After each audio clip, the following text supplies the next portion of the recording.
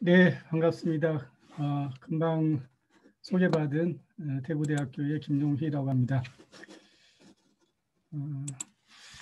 오늘 제가 준비한 거는 이제 영성의 눈으로 본 동학과 다시 개벽인데요. 처음에는 이제 오로빈도와 비교할 생각을 못했다가 나중에 그래도 비교하면서 이야기하는 것이 더 좋겠다라는 생각이 들어서 오로빈도와 비교를 조금 넣었습니다. 그동안 이제 동학 연구는 아시다시피 역사적으로 이제 조명이 많이 됐죠. 그래서 동학 농민 혁명과 관련한 역사적 연구는 뭐 굉장히 많이 이제 진행이 됐는데 이제 그 외에 철학적인 연구는 그동안 이제 비교적 좀 역사적 연구에 비해서는 진행이 안 되다가 이제 최근에 들어서 동학을 이제 다른 관점으로 이제 생명의 관점에서 이제 보는 그런 것들이 뭐 김재하 선생을 비롯해서 이제 되어 오다가 또 원광대 박명수 총장님께서 생명의 눈으로 본 동학 뭐 이런 책도 이제 내시고 그러면서 이제 그런 접근이 이루어졌고 그게 반해서 이제 철학적인 접근은 정말로 좀 그쪽이 잘 안 됐었어요. 저도 박사 논문을 2004년에 했었는데 당시에 뭐 그 철학계의 분위기가 동학이 무슨 철학이냐 이제 이런 분위기가 2004년도만 해도 그랬으니까요. 그러다가 작년에 도울 선생이 이제 동경대전 정말로 대단한 역작이죠. 1400페이지에 달하는 동경대전 이 주석서를 내면서 이제 동학이 정말로 철학으로서 이렇게 조명되는 그런 이제 값진 저는 결과를 나왔다고 생각을 합니다. 그래서 다 읽어 보셨겠지만 도우 선생이 동학은 조선 혼의 총체고 인류의 미래 이상이다 이렇게 이제 말씀을 하시면서 동학을 한국 사상사의 주류로서 이제 위치시켰고 또 단순히 한국 사상사뿐만 아니고 세계 철학사에서도 정말로 이거는 탁월한 사상이다 이렇게 이제 말씀을 하고 계시죠. 그런가 하면은 이제 인간의 잘못된 생각과 그로 인해 발생하는 문명의 폐해를 극복할 수 있는 인류가 만들어낸 가장 탁월한 사상체계다. 뭐 이렇게 이제 극찬까지 했죠. 그래서 뭐 저도 작년에 이 책이 나오고 굉장히 이제 기뻤고 또 많은 분들이 이 책에 대해서 이제 이야기를 하면서 뭐 동학 신드롬이 또다시 이제 일기도 했고 그랬죠. 근데 이제 그래도 아쉬운 점이 좀 있었는데 이제 도울 선생은 이 동학을 이렇게 학문적으로 철저하게 이제 철학적으로만 이렇게 한정시킴으로써 제가 볼 때는 그래도 이제 동학은 1차적으로는 이제 종교인데 이수은 선생이 어쨌든 뭐 20년 동안 이제 구도 10년 동안 주요 천하를 하고 그 이후에도 이제 계속 이런 구도 행각을 통해서 그런 수도를 통해서 이제 결정적으로 1860년 하늘님과 이제 그 대화가 열리는 종교 체험을 통해서 뭐 결과적으로 이제 그렇게 나온 거죠. 그런 점에서 이 동학의 어떤 종교성을 너무 이제 좀 간과하는 것은 이제 어쩌면은 이렇게 전략적인지는 모르겠지만은 동학의 본질을 조금 이렇게 뭐랄까요, 하여튼 좀 놓칠 수가 있다. 저는 이제 그런 생각이 좀 들었고, 저는 이제 오늘 제가 하고자 하는 이야기는 그러한 이제 수도를 통해서 이루고자 했던 인간 완성, 그리고 이제 새로운 삶, 신생으로서의 그 삶, 그런 어떤 삶의 혁명에 관한 이야기를 좀 드리고 싶고요. 그래서 이게 단순히 어떤 이론적 학문이 아니고 정말로 우리에게 새로운 삶의 어떤 길을 제시하고 있는 그런 실천 사상이라는 점에서 물론 그것은 이제 기존의 종교, 제도적 종교로 재단할 수 없는 그런 이제 또 뭐 서양의 특히 종교 개념에는 잘 들어맞지 않는 그런 점에서 이제 종교라는 말보다는 이제 영성이라는 말로서 영성이라는 관점에서 이제 최재호가 전하고자 했던 핵심적 메시지가 무엇인지를 한번 살펴보고자 그렇게 생각을 했습니다. 그러면서 저는 이제 제가 2018년도에 어떻게 뭐 우연히 인도 오로비를 가게 됐어요. 그래서 2020년 재작년까지 한 2년 동안 이제 있다가 왔는데 뭐 아시는 분은 다 잘 아시겠지만 이제 오로빌 공동체는 인도의 그 스리 오로빈도라고 하는 분의 어떤 사상과 정신을 계승하고 있는 그런 일종의 이제 생태 영성 공동체인데요. 세계에서 제일 큰 공동체라고 할 수 있습니다. 약 3천 명 정도가 이제 상시로 거주하고 있고요. 생태 영성 공동체인데 이제 스리 오로빈도의 그 어떤 이 영성을 실험하고 그것을 통해서 이제 인간이 한 번 더 의식의 진화가 가능하다. 한 번 더 의식의 진화를 통해서 인간의 완성 그리고 이제 새로운 문명의 그런 어떤 도래 그걸 이제 인류가 하나 되는 그런 공동체라고 이제 그 이야기를 하는데 그런 이제 새로운 문명의 도래를 이제 예언을 했던 그런 이제 사상가였어요. 그래서 그런 이제 오로빈도의 정신을 이제 실험하고 있는 공동체가 바로 그 오로빌 공동체입니다. 그 경험을 통해서 저는 이제 어떤 면에서는 동학을 이해하는 그 폭이 좀 더 넓어지기도 했고, 그러니까 저는 이제 동학을 기존에 그냥 일국적 관점에서만 바라보다가 오로빈도의 그 사례를 통해서 이런 동학의 이런 민중적 종교 운동이 단지 우리나라에서만 일어난 게 아니라 제3세계 민중들이 당시에 이제 서양의 그런 제국주의적 그 세계 질서에 대응해서 일어난 어쩌면은 보편적 사상 운동일 수 있다. 그런 이제 좀 자각이 들었고요. 또 특히나 이제 물론 다른 지역에도 저는 이와 비슷한 운동들이 얼마든지 있었을 거라고 보는데 그 중에서도 이제 인도의 그 오로빈도의 사례는 이제 보다 좀 더 영성적이라는 측면에서 또 이 수은의 동학과 굉장히 이제 유사성이 있다라고 하는 점에서 저는 굉장히 흥미롭게 오로빈도의 그 사상을 이제 좀 탐구를 했었습니다. 그래서 이제 이 서양 문명에 대한 그 어떤 대응 방식에서도 단순한 저항이나 무조건적 수용. 그 저항은 이제 우리나라 경우에는 이제 그 척사 사상으로 나왔잖아요. 위정 척사로 나왔고 이제 수용은 이제 개화 사상으로 이게 이제 어떻게 보면 엘리트 주류들의 이 방식이었는데 민중들은 그렇게 받아들이지 않았다는 거죠.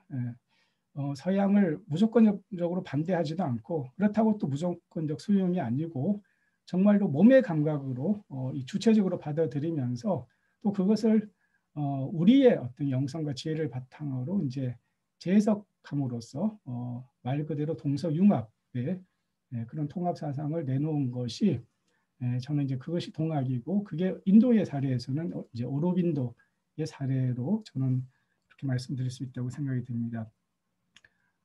그래서 이제 동서를 넘어선 그런 신문명의 비전을 제시한 것이 이 동학이고 또 인도에서는 오로빈도라고 그렇게 말씀을 드릴 수가 있겠어요. 오로빈도의 생애를 이제 간략하게만 좀 보면요. 1872년에 이제 캘커타에 아버지가 당시 이제 외과 의사였어요. 영국을 굉장히 좋아했던 그런 아버지의 그런 꿈에 의해서 7살 때 그 영국으로 두 형들과 같이 유학을 떠납니다. 그때부터 14년 동안 서양 철학과 문학을 아주 깊게 그 오로빈도는 이제 대단한 천재거든요. 그래서 15개 국어를 해요. 이 뭐 영어뿐만 아니고 불어, 뭐 스페인어, 독일어, 뭐 히라버, 라틴어까지도 굉장히 능숙합니다.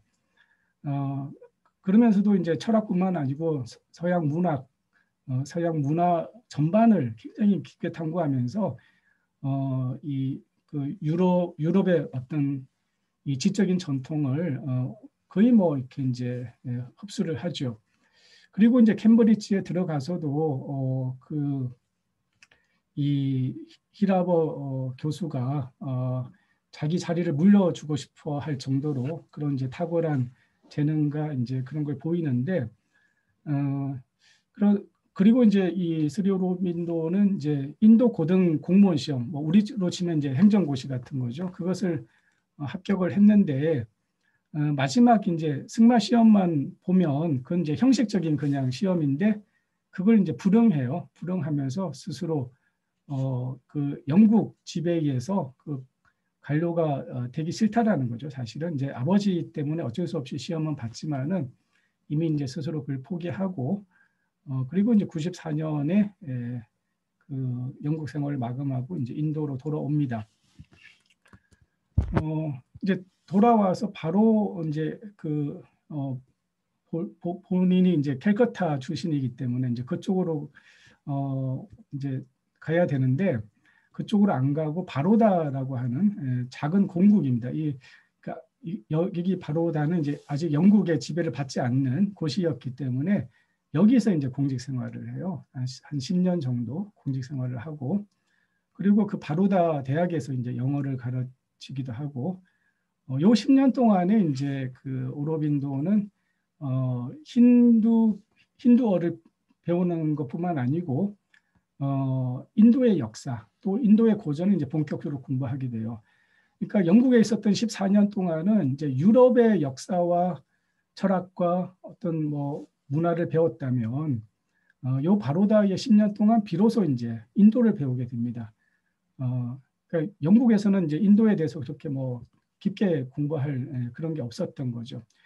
이 10년의 기간이 이제 스리 오로빈도에게는 그 인도의 위대한 지혜의 전통을 이제 전수받게 되는 그런 계기가 되었던 것 같아요.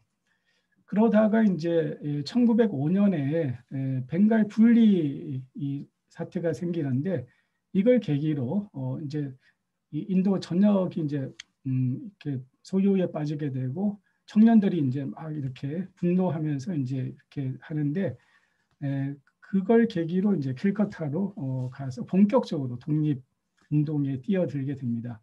그래서 오로빈도는 간디 이전에, 간디는 이제 한 15년 후에 나오게 되는데, 간디 이전에 인도의 완전 독립을 최초로 부르짖었고, 당시 청년들의 가슴에 불을 질렸던 어떻게 보면 이제 인도 독립운동사에서 굉장히 중요한 선구적인 그런 인물이라고 할 수가 있어요. 그래서 당시에 온건 노선의 인도 국민회의를 비판하면서 일약 스타가 됩니다.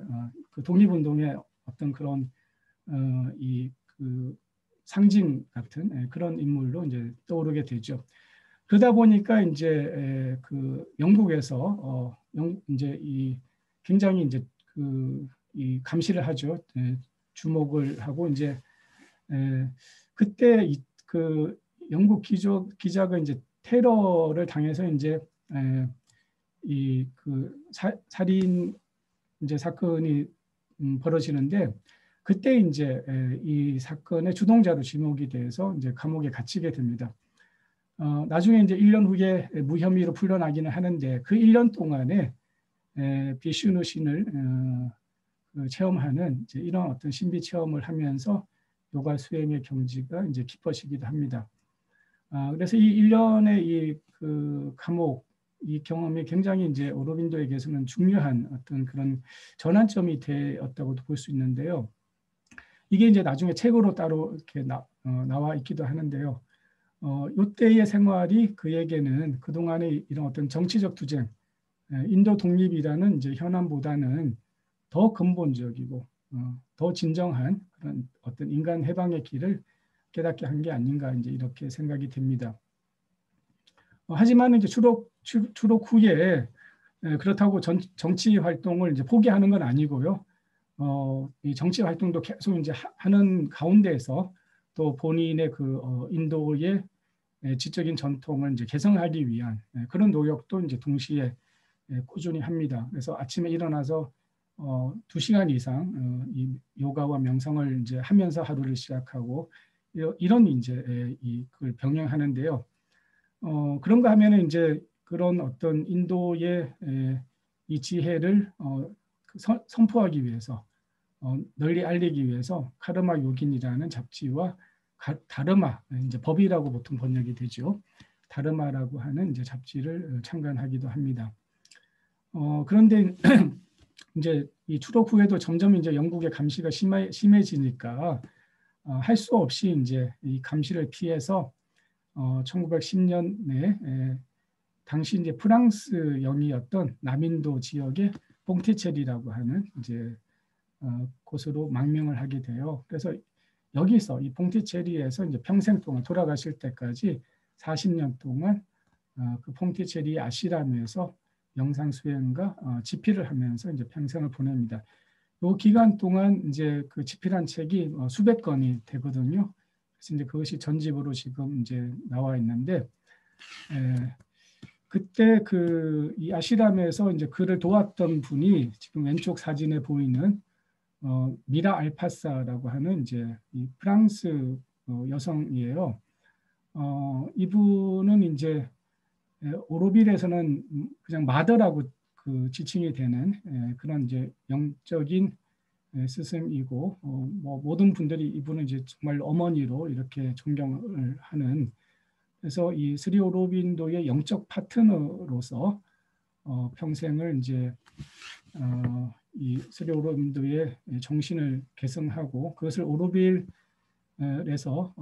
그것을 이제 실험하는 그런 역할을 이제 했던 그런 이제 영적 동반자가 바로 이제 미라 알파사라고 하는 마더입니다. 이렇게 간략하게 이제 오로빈도에 대해서 이제 생애를 말씀드리고요. 스리 오로빈도의 그 사상을 조금 짚어보자면은, 우선 그의 문제의식은 이제 이 서양의 근대 문명, 특히 이 이성에 대한 통렬한 비판 의식이 자리하고 있습니다. 그러니까 오로빈도는 이 이성이라고 하는 의식이라고 하는 것이 인간의 최종 단계가 아니라고 보거든요. 그래서 이 이성을 넘어선 또 다른 단계, 그것을 이제 뭐 초의식이라고도 표현하고 때로는 뭐 신성의식이라고 이제 이야기하기도 하고, 또 번역에 따라서는 그것을 이제 초심 또는 초월심으로 이제 번역도 됩니다만은, 그러한 초의식이 이제 출현한다. 이성을 넘어선 이제 그런 어떤 단계가 이제 반드시 나오게 되고, 그것은 이제 진화의 과정상 필연적이다 이렇게 보는 거죠. 그래서 그런 이제 초의식의 출현이 지상에서 진화의 완성이고, 그런 의식을 넘어선 초의식, 신성의식을 가진 새로운 인류가 출현한다라고 하는 것이 이제 오로빈도의 가장 중심 사상이라고 이렇게 볼 수가 있습니다.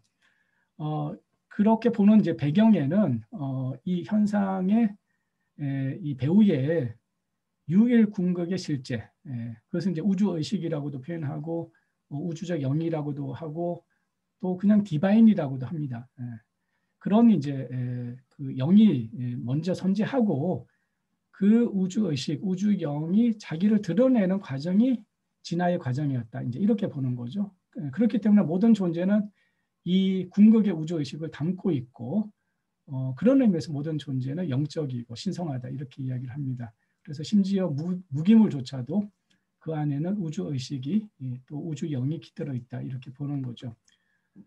영성에 대해서도 이야기하는 부분이 있는데요. 영성이라고 하는 것은 우리의 정신, 생명, 신체와는 다른 우리 존재의 내적 실제, 영, 자아, 혼에 대한 진전된 자각이다.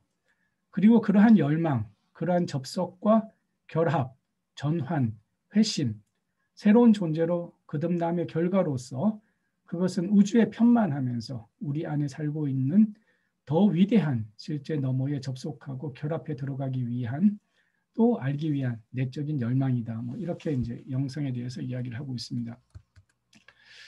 이러한 그 오로빈도의 사상을 이제 한마디로 통합 요가라고 이렇게 불리기도 합니다. 그 아까도 말씀드렸지만 이제 오로빈도의 그 문제 의식은 그 서양 문명에 대한 이제 이 14년 동안 그렇게 이제 열심히 배웠지만 결론적으로는 이제 서양 문명으로는 안 된다는 거죠. 그래서 개인적 자유는 물론이고 인류의 진정한 평화, 인류의 일체성을 위해서는 서양 문명으로는 안 된다. 따라서 고대 인도의 지혜, 또 요가 수행을 통해서 의식의 차원을 한 차원 높이는 것이 필요하다. 원래 인도의 요가 수행이라고 하는 것은 인간의 의식 성장을 위한 고차원적인 의식의 기술이었다. 이제 이렇게 이야기하면서 그 고대 인도의 지혜를 이제 계승하고 재해석하려고 하는 이제 그런 어떤 그것이 그 오로빈도의 이제 사상의 어떤 기반이라고 그렇게 할 수가 있습니다. 그런데 이제 이런 인간의 이제 의식 성장을 위한 이 노력만으로는 안 된다. 이러한 완성은 인간의 의지만으로 되는 건 아니다. 이것을 위해서는 그 슈퍼마인드의 하강이 필요하다. 이제 초월심, 그러니까 뭐 우주 의식 아까 이제 그렇게도 표현하고 그냥 디바인이라고도 하는데요. 그 인간의 노력만 되는 게 아니라 그 우주적 영이 또 이렇게 어떻게 보면은 하강이라고 하는 자기를 온전히 드러내는 이것이 인간의 입장에서는 이제 상승이고 그 영의 입장에서는 하강이 되는, 그래서 그것이 통합이 되는, 중간에서 만나는 이제 이런 과정을 통해서 어떻게 보면은 이제 이것이 완성이 된다라고 하는 거죠. 그래서 의식에서 초의식으로의 이행은 자연에서 초자연으로의 과정이다. 바로 그 이유 때문에 그것은 단순히 우리의 의지적 노력이나 무력한 열망으로는 달성될 수 없다. 의식을 넘어서는 것, 초의식은 지구적 자연 안에 이미 숨겨진 채로 참여하고 있었다. 그것이 우리 안에서 드러나기 위해서는 그 자체로 초의식적인 차원의 완전한 자연적 힘들 안에서 이미 형성된 것과 같은 힘들의 추동이 필요하다. 초의식적인 힘들은 우리에게로 내려와서 우리를 고양시키고 우리의 존재를 변형시켜야 한다. 이제 이런 어떤 슈퍼마인드의 하강, 그리고 또 인간의 노력, 이것이 이제 통합이 돼야 된다는 거죠. 여기서 이제 그 중요하게 나오는 용어 중에 하나가 바로 이제 사이킥 비잉이라고 하는 건데요. 이걸 이제 번역이 여러 가지로 번역이 됩니다. 뭐 심령적 존재로 번역하는 분도 있고, 그냥 정신적 존재로 번역하는 분도 있고, 그런데 저는 이제 심혼적 존재, 이 심령적 존재 하니까 좀 우리나라 이 심령이라는 용어에 대해서 조금 그 뉘앙스가 좀 이상해지는 것 같아서요. 그래서 이제 저는 그냥 심혼적 존재라고 이렇게 번역을 했습니다. 슈퍼마인드의 하강을 가능하게 하기 위해서는 요가의 여러 단계들을 거쳐야 하는데, 그 중에서 이제 가장 중요한 것이 자기 속에 이미 내재하면서 발견되기를 기다리고 있는 자신의 존재의 중심을 깨워서, 이 심원적 존재가 이제 인간의 진정한 존재의 중심이라는 거죠. 그 중심이 나의 삶을 이끌 수 있도록 하는 것, 이게 이제 가장 중요하다라는 거죠. 그래서 이렇게 이야기를 하고 있습니다. 이 변형의 첫 번째 위상은 심혼적이라고 할 수 있다. 영혼적 또는 심혼적 존재는 앞으로 나와서 존재 전체의 주도권을 잡아야 한다. 존재의 중심, 참된 영혼에 이르게 하기 위해서 삶의 안내자이자 주권자가 되는 것을 허락하기 위해서 의식의 이행, 내면으로의 복귀는 이 단계에서 긴요한 것이 된다라고 하면서 이 심원적 존재가 깨어나는 것이 이제 가장 중요하다, 이렇게 이야기를 하고 있습니다.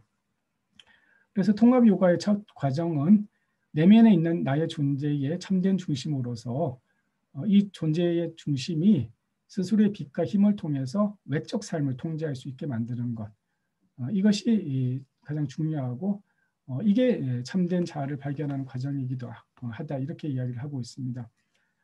그래서 참된 자아는 정신적, 심리적, 물질적 요소들의 외적인 복합체가 아니라 그들 배후에 있는 실제의 어떤 것, 신성한 불꽃에서 솟아오르는 한 줄기 성강이다, 이렇게 표현을 하고 있습니다. 이러한 이제 의식의 진화를 통해서 오로빈도가 궁극적으로 이제 추구하는 그 이상은 뭐냐? 바로 인류의 일체성, 휴먼 유니티라고 하는 이 인류 일체성을 이제 하나의 목적으로 제시를 하고 있는데요. 그런 이제 인간 의식의 진화를 통해서 신성 의식을 가진 새로운 신인류가 탄생할 것이다. 그래서 이성의 시대가 저물고 영성의 시대가 도래할 거다라고 예고를 하고 있습니다. 그리고 그런 이제 새로운 인류에 의해서 이 지상에 신성한 삶, 디바인 라이프가 현실화될 거다. 이렇게 이제 예고를 하고 있는 거죠. 그래서 영지적 존재들의 삶은 초인적 또는 신성한 삶으로서 적절히 특징화될 것이다. 신성한 삶의 법칙은 모든 것이 참된 하나가 되는 감각으로 모든 것을 꿰뚫어 보는 의지에 의해 조직화된 행동의 보편성이다. 뭐 이렇게 이야기를 하고 있습니다.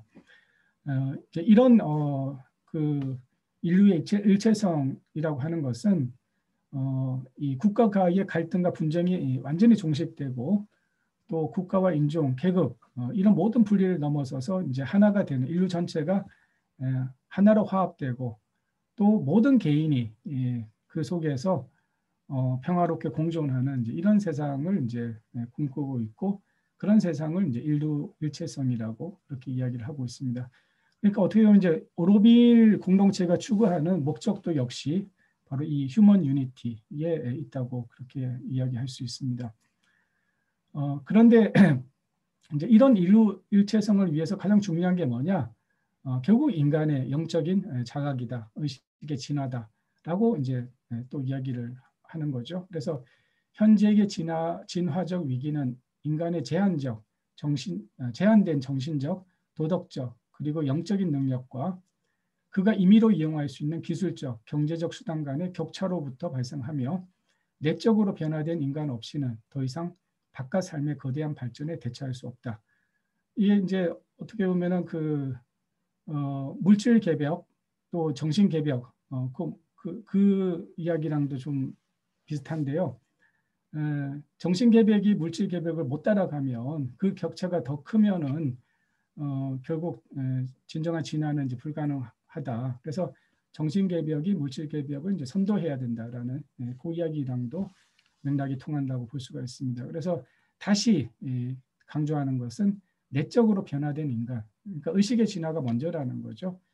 그것이 이 디바인 라이프의 선제 조건이 된다고 하는 측면에서 결국 이제 그 오로빈도의 사상은 결국은 그런 어떤 영적 진화론의 핵심이 있고 다시 새로운 인류의 문제를 이제 그런 어떤 주체의 문제, 의식의 변화의 문제로 환원하고 있다라고 하는 점에서 어떻게 보면 이제 일정 정도 한계라고 그렇게 볼 수 있는 지점도 있습니다. 그런데 이제 이런 인류 일체성을 위해서 그가 강조하는 또 하나가 있는데요. 바로 영적인 종교입니다. 영적인 종교라고 하는 것은 어떤 새로운 형태의 그런 어떤 제도적 종교를 의미하는 게 아니라 개개인의 그 내면에 깃들어 있는 자기 존재의 중심인 아까 이제 시몬적 존재라고도 했는 그 영이 자신을 이끄는 삶. 이게 이제 이런 삶을 가장 핵심으로 삼는 삶의 태도. 그런 가르침 자체를 이제 영적인 종교라고 하는 거죠. 특정한 어떤 이 제도화된 그런 어떤 종교적 단체 뭐 이런 걸 의미하는 게 아니고요. 그런 어떤 삶의 태도, 이걸 이제 영적인 종교라고 합니다. 다시 말하면은 시몬적 존재가 이끄는 삶의 방식을 채택하는 그런 어떤 삶의 태도라는 거죠. 그래서 이 시몬적 존재가 깨어나 자기 존재 중심으로 서서 삶을 이끄는 힘과 원리가 될 때 그것은 영적인 삶인과 동시에 영적인 종교라고 할 수 있다. 이렇게 이야기를 하고 있습니다. 이렇게 영적으로 깨어난 자유로운 개인의 숫자가 일정 이상 될 때 인류 일체성의 이상은 지상에서 현실이 될 수 있다라고 하고 있습니다. 이를 위해서 사실 이제 지금 오르빌에서도 가장 좀 강조하고 있는 게 뭐냐면 각 나라별로 파빌리온을 지어서 그 나라가 갖고 있는 어떤 민족혼 또 정신을 각각 그 구현해낼 때 그것을 또 통합을 할 때 이 인류 일체성이라고 하는 것이 이제 만들어질 수 있다. 그러니까 하나의 정신으로 다 합해지는 게 아니고 각 나라, 각 민족이 갖고 있는 고유한 가치, 고유한 정신을 오히려 어떤 정신의 박람회처럼 그런 어떤 다양성을 인정하면서 하지만은 이제 어떤 큰 원리로서 하나 되는 그런 연대 이런 것을 스리오로빈도는 이제 주장을 하고 있습니다. 그렇기 때문에 서양 제국에처럼 그런 어떤 서양의 역사가, 서양의 철학이, 서양의 모든 문명이 더 우월하다 이런 이제 관점하고는 이제 완전히 다르고 그 아주 소수 민족, 소수의 문화라 하더라도 그건 존중돼야 되고 그것이 다 인정되는 바탕 속에서 하지만은 이제 또 어떤 이런 영적인 어떤 그 통일된 원리로 이것이 이제 결합이 되는 그런 어떤 이 디바인 라이프를 추구하고 있다라고 볼 수가 있습니다. 이렇게 이제 오로빈도의 사상을 이제 개괄적으로 한번 봤는데요. 이제 이와 비교해서 이제 동학의 수훈의 그 하늘님 체험과 가장 핵심 사상인 시천주를 이제 잠시 한번 들여다보겠습니다. 동학은 뭐 대부분 이제 다 잘 아시리라고 보는데요. 1860년 이제 4월 5일 날 하늘님 체험, 하늘님과 이제 문답이 열리는 그 체험을 통해서 이 동학이 이제 탄생하게 되죠. 그때 체험에 대해서 이제 그 동경대전과 용담유사에서 여러 차례 이 체험을 이제 이렇게도 이야기하고 또 저렇게도 이야기를 하고 있습니다. 그 중에 이제 좀 주목할 만한 표현이 바로 지금 인용하고 있는 건데요. 몸이 몹시 떨리면서 밖으로 신령한 기운이 접하고 안으로 말씀이 가르침으로 내리는데 보려 해도 보이지 않냐고 들으려 해도 들리지 않다. 이렇게 이제 표현이 되고 있습니다. 맨 처음에 4월 5일 날 이제 체험될 때는 이제 바깥에서 공중에서 목소리로 들렸어요. 근데 이제 그것이 이제 점점 심화되면서 그러니까 수훈의 그 체험은 4월 5일 날 하루만 하고 끝난 게 아니고 9월 달까지 계속 진행됐다고 그렇게 이제 보거든요. 그래서 그렇게 진행되는 과정에서 이제 바깥에서 들렸던 그 목소리가 안으로는 말씀으로 들리고 또 바깥으로는 기운으로, 그러니까 이제 기와 영으로, 영과 기로서 이 하늘을 이제 경험하게 됩니다. 이게 저는 이제 굉장히 중요한 부분이라고 보는데요. 그래서 그 한문으로 보시면은 외유 점령지기, 내유 강화지교, 지제불견, 정지불문 이렇게 바깥으로는 이제 기로서 접하고 안으로는 말씀으로 접한다라고 하는 이 부분이 이제 이 수훈의 체험을 이렇게 이제 표현을 하고 있는 부분이 굉장히 중요하고 이것이 나중에 좀 이따 이야기하겠습니다만은 시라고 하는 것은 모신다고 하는 것은 안으로 신령한 영이 있고 밖으로 기운 작용이 있다라고 하는 이 시를 내유 신령, 외유 기와 또 각지불이로 그렇게 개념화하는 데 있어서 요 앞에 요 체험, 내유 점령지기의 체험, 내유 강화지기의 체험이 결국 개념화된 것이 바로 이 내유 신령, 외유 기와 아닌가 이렇게 이제 볼 수가 있습니다.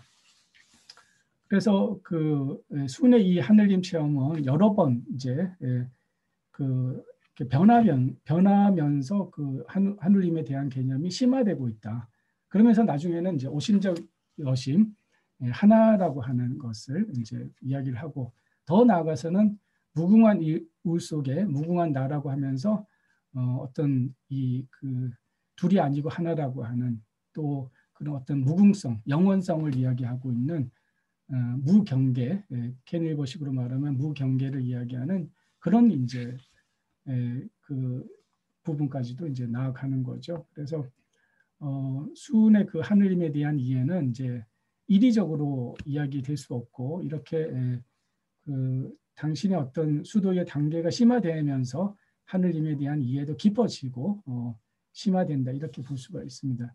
이런 부분을 잘 이해해야지 동학의 신관을 그 제대로 이해할 수 있는데 이제 그 기존의 그 동학의 신관에 대한 부분을 보면 어떤 분은 동학의 신관은 그냥 여전히 그런 어떤 초월성, 뭐 기독교 신관하고 비슷한 그런 인격적인 그런 어떤 초월신으로 이야기하기도 하고 또 어떤 부분은 그냥 완전히 이제 범신론적인 그런 것으로 이제 이야기하기도 하고 이게 이제 좀 중구난방인데 저는 그것을 이제 단계적으로 봐야 된다. 수양의 단계에 따라서 하늘님에 대한 이해가 깊어지고 또 그에 따라서 천인 관계도 달라지고 있다. 이 점을 좀 주목해야 된다고 생각이 듭니다. 아시다시피 수훈 선생의 자각은 이제 인내천이 아니고 시천주죠. 인내천은 이제 나중에 손병희에 와서 이제 정립된 거고 본래 동학의 핵심 가르침은 바로 시천주입니다. 시천주는 이제 그 모든 사람 안에 하늘님이 내재해 있다, 모셔져 있다라는 뜻이고요. 달리 해석하면은 모든 만유는 하늘님을 모시고 있는 존재다, 이렇게 이제 해석할 수도 있겠죠. 이 시천주는 이제 그 사실은 모든 보편 종교의 가장 어떻게 보면은 이 중핵이라고 볼 수 있는데요. 모든 영성의 중핵이라고도 볼 수 있는데, 이 시천주에 대해서 가장 잘 표현하고 있는 것이 저는 이제 그 아래의 인용이라고 생각이 듭니다. 이미 각자에게 존재하지만 아마도 밝게 빛나지 않고, 이미 각자에게 주어져 있지만 제대로 알아차리지 못하고 있으며, 이미 세상을 돌보고 있지만 그 모든 시련들 속에서 어쩌면 잊혀졌을 그러한 신성을 발견하는 것이 삶에서 가장 중요하다, 이렇게 이야기하고 있는 이 켄 윌버, 요게 어떻게 보면 시천주를 가장 잘 표현하고 있는 게 아닌가, 저는 그렇게 생각이 들었습니다. 그래서 사실 시천주는 동학에서만 수만의 자각이다라고 보기는 어렵죠. 그런데 다른 종교에도 없는 건 아닌데, 이 시천주를 그 종교의 가장 핵심으로 이야기하고 있는 것은 이제 어떻게 보면 동학이 이제 뭐 최초는 아니겠지만은, 동학은 어쨌든 이 시천주를 가장 중요한 그런 어떤 가르침으로 이야기하고 있다라고 하는 데서 이제 기존의 그런 어떤 종교와 좀 차별성이 있다고 생각이 됩니다. 이 수은 선생이 다시 이 시자를 이제 직접 해석을 하고 있죠. 시라고 하는 것은 안으로 신령한 영이 있고 내유 신령이 있고, 이때 이제 내유 신령은 안으로 있을 유자, 이 신령이 그 하나의 명사가 아니고요. 신까지가 이 영을 꾸미는, 그러니까 신을 형용사로 봐야 됩니다. 그래서 안으로 거룩한 영이 있다, 이렇게 신령한, 거룩한이라고 하는 형용사로 이 신을 해석을 하는 게 저는 좋다고 봅니다. 그리고 밖으로 기운 작용이 있어 외유기화, 온 세상 사람이 각각 이것으로부터 옮기지 못할 것을 안다, 각지불이, 이렇게 시자를 내유신령, 외유기화, 각지불이 이 세 개로 이야기를 하고 있는데요. 이걸 이제 직역한 건데, 이걸 좀 어역을 하자면은 그 밑에 부분, 그럼 하늘님을 잘 모신다는 건 뭐냐? 다시 말하면 이건 이제 참된 경천이죠. 참된 경천이라는 게 뭐냐? 그것은 다름 아니고 내 안에서 거룩한 영이 임재한다고 하는 것을 발견하는 것이고, 그리고 내 몸이 우주적 기운과 연결되어 있다라고 하는 그것을 발견하는 것이고, 그리고 각지불이 다른 존재로 옮길 수 없는 나만의 독특성을 발견하여서 자기만의 어떤 개성과 독특성을 발견해서 그것을 온전히 실현하는 것, 그러니까 자아실현이죠. 그러니까 정말 하늘을 잘 모신다고 하는 것은 내 안에서 하늘을 발견하고 또 내 바깥에 하늘과 연결되고, 그리고 나만이 갖고 있는 독특성, 다른 존재에게로 옮겨질 수 없는 그런 자기만의 독특성을 실현하는 거다. 저는 이제 그렇게 해석을 하고 있습니다. 그래서 저는 이제 정말 단순하게 수은 선생이 깨달은 게 뭐냐? 저는 두 개로 요약할 수 있다고 봅니다. 하나는 우리 사람이 하늘 기운과 연결되는 방법을 깨달은 것이다. 이걸 이제 이 논학문에 보면은 내가 강령지법을 받아, 이런 표현이 있거든요. 하늘 기운과 연결되는 방법을 터득한 것이다. 그리고 또 하나는 내 안에서 하늘의 영의 가르침, 내 안에 영의 지혜를 받는 방법을 깨달은 것이다. 저는 수은이 이 두 가지를 깨달았다라고 생각이 돼요. 그래서 이걸 통해서 사람들에게 마찬가지로 네가 고립되어 있는 존재가 아니다, 그렇게 서양에서 이야기하듯이 그렇게 어떤 원숭이로부터 진화가 되었을지 모르지만은, 하지만은 그게 끝이 아니고 또 그렇게 실존 철학에서 이야기하듯이 그런 어떤 고립된 섬이 아니라는 거죠. 우리는 다 연결되어 있고, 또 인간 안에는 어둠도 있고 뭐 그런 이 어떤 불투명하고 뭐 이런 어떤 무의식도 있지만은, 또 인간 안에는 신성이라고 하는, 사랑이라고 하는, 또 지혜라고 하는 그런 어떤 초월적 차원이 있다. 그것을 결국 내 삶에서, 나의 인격 속에서 구현하는 것, 이것이 우리가 추구해야 되는 정말 진정한 인간의 삶이다라고 하는 그걸 이제 제시하고자 했던 것이 수은의 동학이다 이렇게 말씀을 드릴 수가 있습니다. 그래서 이제 동학의 하늘이 뭐냐 한마디로 말하면 동학의 하늘이면 그런 우주적 기운 그리고 우주적 영이다. 또는 뭐 이걸 이제 우주 정신, 뭐 우주 의식 이렇게 말할 수도 있겠죠. 이 영이 모든 정신 활동과 모든 영성의 근원이다 이렇게 말씀드릴 수 있겠죠. 우주와 의식 진화의 원리가 바로 이 영이다. 이걸 이제 캐닐버는 활동 중에 있는 영이라고 이제 이렇게 표현하기도 합니다. 그리고 이게 우리 안에 있는 마음, 진심, 심체 뭐 이렇게 이야기할 수도 있겠죠. 이 하나의 영이 만물에 내재해 있는 신성이고 또 신령한 지혜이고 내면의 빛이고 내면의 목소리고 참나이고 이걸 이제 그 수는 내유신령이라고 표현을 하고 뭐 또 다른 종교에서 다 여기에 대한 표현들이 있죠. 그래서 동학의 시천주는 다름 아닌 내 안에서 이 하늘과 통합된 인격을 의미한다 이렇게 볼 수 있고 그것이 옆에 이제 이 동학의 마크인 궁을장의 마크라고 볼 수가 있습니다. 바깥의 우주라고 본다면은 그 가운데 있는 것이 우주의 기운이고 그 중간에 있는 것이 우주의 영 이렇게 볼 수가 있겠죠. 저걸 사람의 몸으로 볼 수도 있습니다. 바깥의 몸이고 중간에 사람의 마음이고 가운데 있는 것이 그 사람의 어떤 뭐 성품 또는 내유신령으로서의 어떤 영, 뭐 아까 저기 오로빈도식으로 하면은 그 안에 있는 것이 이제 사이킥 빙이라고도 이야기할 수 있겠죠.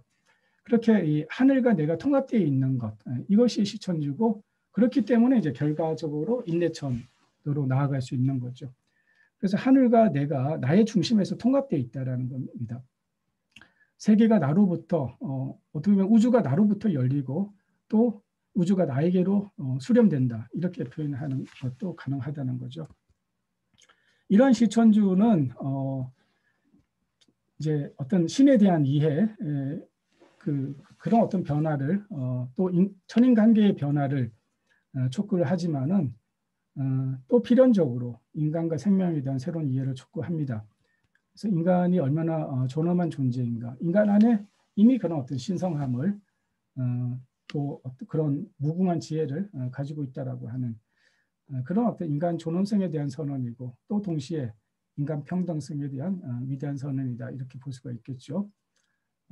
이것이 이제 인간에 대한 새로운 이해를 가져올 수 있고 20세기는 흔히 이제 주체의 망각 상실의 시대라고 하는데 이러한 이 상실의 시대, 탈주체 시대를 되돌려서 주체에 대한 새로운 자각, 주체에 대한 새로운 인식을 가져올 수 있는 그런 이제 새로운 인간관으로 이 시천주를 또 이야기할 수가 있을 겁니다. 이화여대 그 철학가의 지금 아마 퇴임하셨죠. 이규성 교수는 동학의 주체성을 이렇게 이야기합니다. 동학의 주체성은 자신의 마음을 우주의 생성에 조율하는 노력을 통해 고요한 안정성과 포용성을 바탕으로 외부 사물과 소통하는 능력을 함양하는 데서 이루어진다.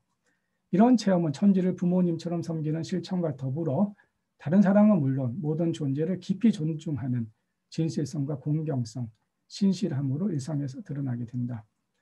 또 그 고려대 김우창 교수는 이 깊은 마음은 사람의 삶을 지배하는 근원적인 조건들, 생물학적, 진화론적, 우주론적 또는 존재론적 조건에 연결되어 있는 것일 것이다. 다른 층의 마음의 움직임 아래 들어있는 것도 이것이라 할 수 있다. 그러면서 그것은 궁극적으로 존재의 신비에 대한 외포감으로 어떤 두려움 감정 이런 거죠. 경외지심이라고 이제 순서를 표현하고 있는 그런 어떤 경외감, 외포감으로 인간의 마음을 열릴 수 있게 한다. 주체의 존엄성과 생명의 연대성에 대한 자각, 그리고 깊은 마음의 회복이 새로운 삶의 존재론적 기초가 되어야 한다는 것이 바로 수은이 자각한 시천주의 의미라고 그렇게 볼 수가 있습니다. 그런가 하면 이제 수은은 어떻게 그러면 시천주가 가능한가, 어떻게 수양을 해야 되는가, 그걸 이야기하고 있는 부분이 이제 바로 수심정기인데요. 수은 선생이 이렇게 이야기하죠. 인의 예지는 옛 성인의 가르친 바요. 수심정기는 오직 내가 다시 정한 도법이다. 이렇게 이야기를 하면서 수심정기가 인의 예지를 대체하는 그런 이제 동학의 신법이다. 이렇게 이야기를 하고 있습니다. 이 수심정기에 대해서 이제 해월 최시영 선생이 좀 더 이제 구체적으로 이야기를 하고 있는데요. 이 수심정기의 상태는 마음이 맑은 상태, 뒤끝이 없이 맑은 상태, 맑고 밝고 따뜻하고 평정하고 또 깨어서 집중되어 있는 그런 상태로 이제 묘사를 하고 있습니다. 한마디로 말하면 이제 하늘과 합치되어 있는 그런 어떤 마음의 상태를 이제 이야기를 하는 거겠죠. 그런가 하면 이제 또 다른 표현에서는 수심정기는 하늘과 천지와 끊어져 있던 기운을 다시 연결하는 것이다. 이제 이런 표현도 있어요. 그래서 저는 이제 이 수심정기에 대해서 많은 연구자들이 뭐 이런 식으로 이제 해석을 하고 있는데 저는 이게 좀 막연하다라는 생각이 들었어요. 작년에 이제 도울 선생도 이 수심의 심은 이제 그 천심이다, 하늘 마음을 지키는 거다라고 해서 이제 기존의 연구자에서는 이제 한 걸음 나아가서 이 심을 천심으로 해석하는 것까지는 굉장히 좋았는데 그럼에도 불구하고 이제 천심을 회복한다는 게 그 뭐냐?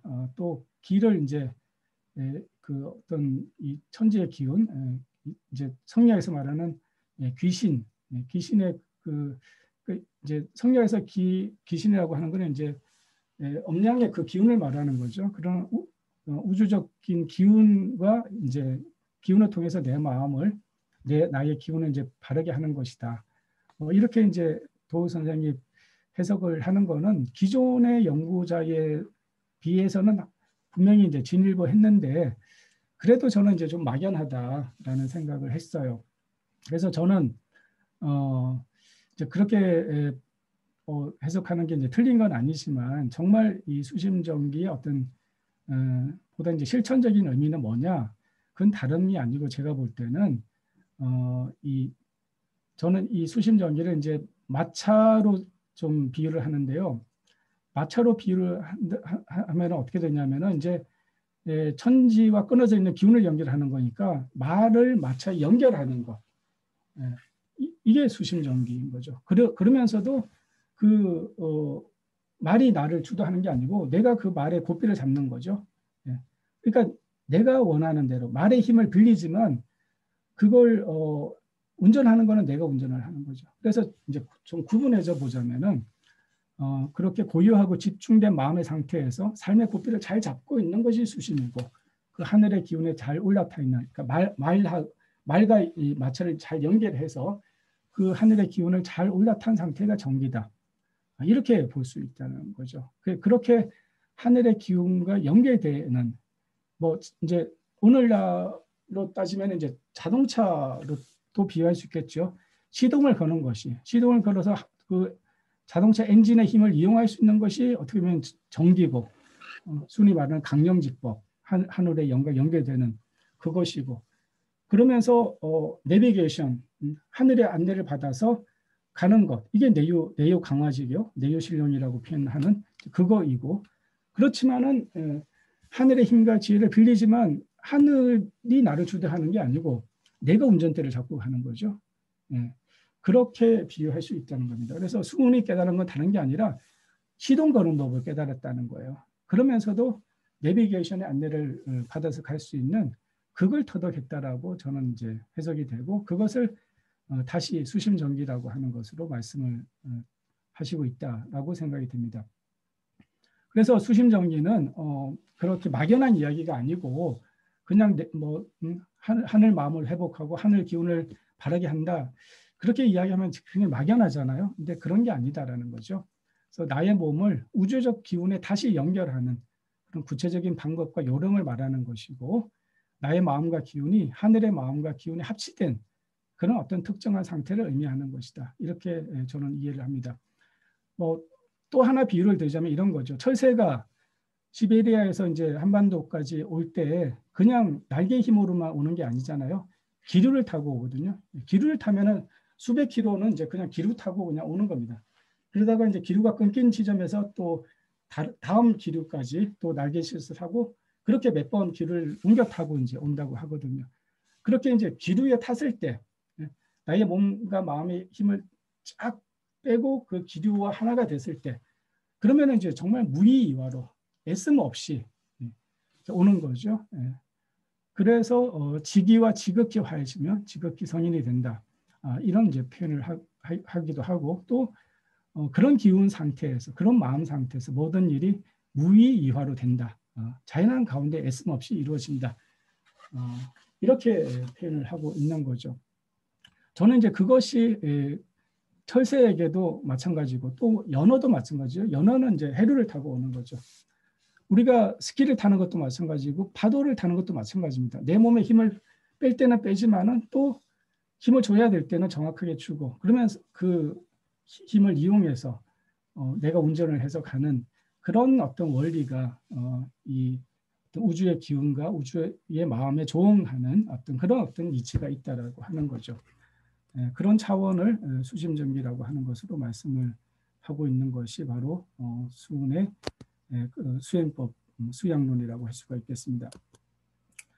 그 다음에 이제 다시 개벽으로 좀 넘어가서요. 시간이 어떻게 되나요? 54분이네요.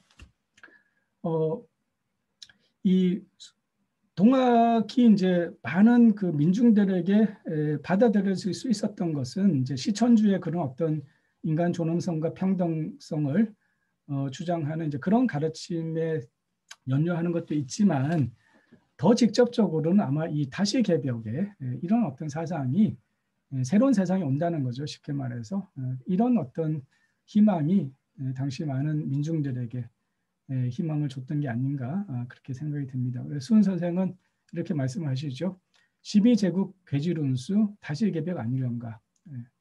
요 구절 보면은 오늘날 우리가 괴질운수에 이미 접어들었죠. 이게 참 예사롭지 않게 느껴지는데요. 이미 이제 150년 전에 그런 새로운 세상, 문명적 대전환을 이제 예고를 했다고 볼 수가 있습니다. 이런 어떤 새로운 세상에 대한 열망, 이것이 사실 동학의 역사에서 이제 몇 면이 이어지죠. 그래서 1894년에 그 갑오 동학 농민혁명도 그냥 단순한 어떤 그런 뭐 울분의 그런 함성이 아니고, 어떤 면에서는 이런 어떤 개벽 운동으로 볼 수도 있다. 그래서 그동안의 그 민중의 가슴에 엉축된 에너지가 동학을 만나서 정말로 새로운 세상을 열망하는 그런 어떤 개벽적 열망으로 타올랐던 것이 바로 갑오 농민혁명이다, 이렇게 볼 수가 있고요.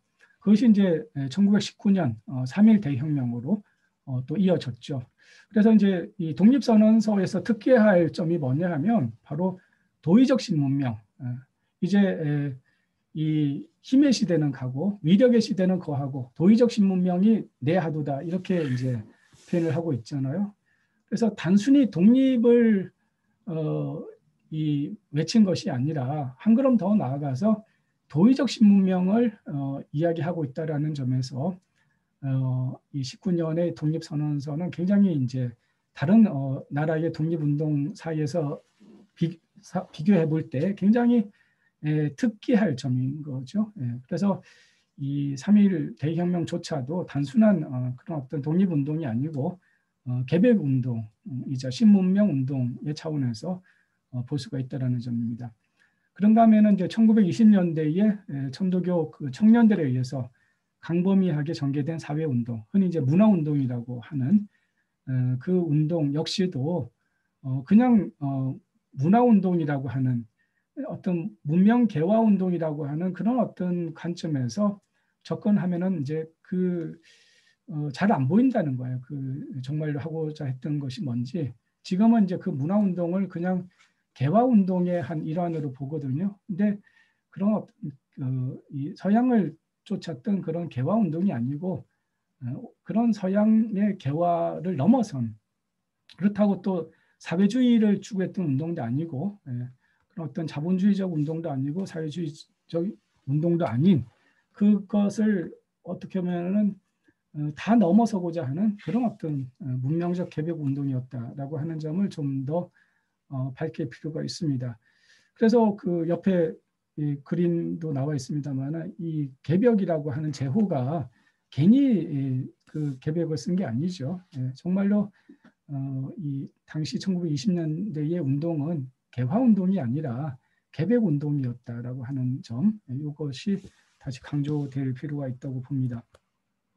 그런가 하면 이제 해방 공간에서 천도교 청호당이 제시했던 신국가 비전, 통일국가의 비전은 조선적 신민주주의라고 하는, 이게 이제 그 천도교 정치 이념이라고 하는 이제 책자에서 제시가 된 건데요.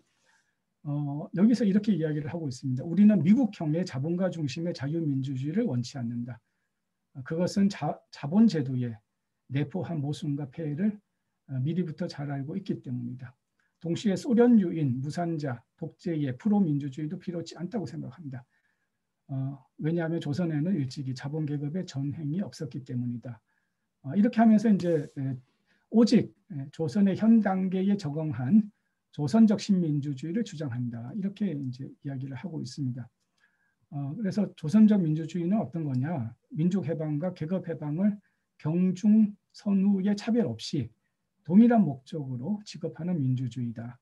조선의 자주 독립과 아울러 조선 민족 사회에 맞는 새로운 민주정치, 민주경제, 민주문화, 민주도덕을 동시에 실현하려는 민주주의다라고 하면서 어떤 미국식의 어떤 자본주의와 소련식의 사회주의를 공히 넘어서고자 하는 그런 어떤 그런 차원에서는 진짜 이제 문명적인 그런 어떤 이 전환 운동이라고 볼 수가 있는 거죠. 새로운 문명. 그래서 자본주의도 넘어섰지만은 사회주의도 넘어서는 그런 차원에서 새로운 문명을 꿈꾼 그런 이미 새로운 통일국가의 모습을 그런 어떤 새로운 문명의 전망을 담아가지고 그렇게 모색을 했다라고 볼 수가 있습니다.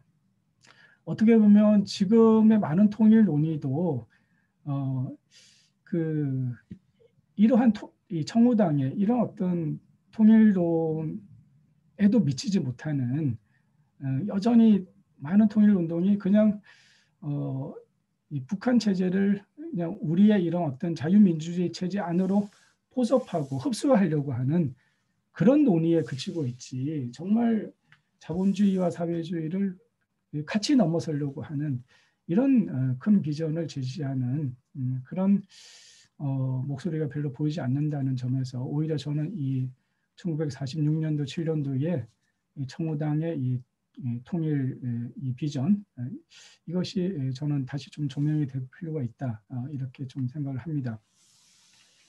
이후의 동학의 개벽 사상은 이제 잘 아시다시피 무위당 장일순을 통해서 또 한살림 등의 생명운동으로 이제 개성이 되고 있죠. 그런가 하면 이제 그 1920년대 어린이 운동을 했던 방정환, 또 뭐 김기전 선생 이런 이제 분들의 어린이 운동은 권정생의 이제 아동문화, 또 이호덕의 참교육 운동으로 이제 개성이 되고 있고, 현재 이제 제가 몸담고 있는 방정환 병 공동체를 통해서 또 개성이 되고 있습니다. 그래서 이제 다시 개벽은 오늘날의 용어로 하면 이제 문명적 대전환을 의미한다, 이렇게 볼 수가 있고요. 지금은 이러한 문명적 대전환의 그런 어떤 전환적 시대다, 이렇게 볼 수가 있겠죠.